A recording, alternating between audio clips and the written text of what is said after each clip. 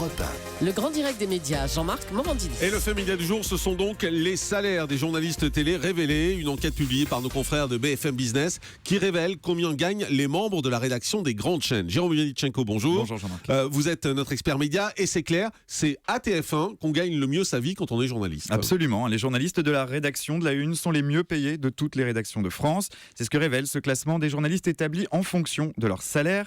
Cette enquête révèle que chez TF1, un journaliste gagne en moyenne 5 960 € bruts par mois.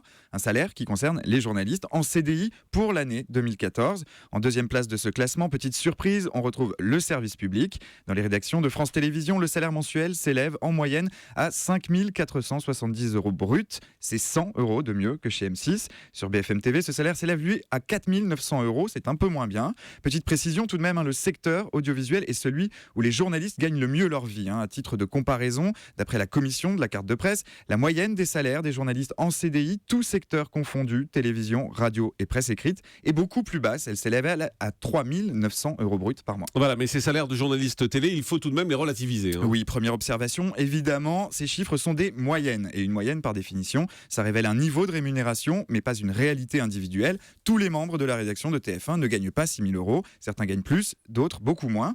Et puis ce classement prend en compte les journalistes en contrat à durée indéterminée, en CDI. Or, les CDI ne sont pas monnaie courante dans l'audiovisuel. Contrairement à la presse écrite, par exemple, le secteur a la fâcheuse tendance à recourir à des contrats saisonniers, en faisant appel à des pigistes notamment, des rémunérations de niveau bien inférieur qui ne sont donc pas intégrées dans ce classement et qui ont tendance à fausser un peu notre perception. Oui, il faut préciser également que dans ce classement sont intégrés les salaires des grandes stars de l'info qui font monter la moyenne. Forcément. Absolument, forcément, ce sont eux qu'il faut gonfler considérablement cette moyenne. La semaine dernière, le magazine Challenge dévoilait par exemple le montant du salaire de Claire Chazal à la présentation des JT du week-end de TF1, 120 000 € par mois, un chiffre qui peut sembler franchement démesuré et qui a fait réagir l'animatrice de L'amour est dans le pré, Karine Le Marchand. Hier matin, elle était face à vous, Jean-Marc, dans ce studio.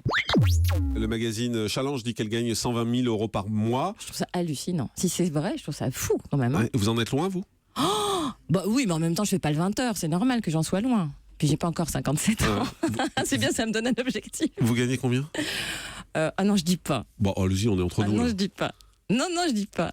C'est indécent de gagner de l'argent comme on gagne par rapport à ce qu'on fait. C'est indécent en même temps, on vous le donne cet argent, vous le voulez Moi, pas non j'assume plus. pas. Moi, je suis petite fille d'ouvrier. J'assume assez mal l'argent que je gagne. D'accord, c'est autour de 30 000 €. Autour. D'accord.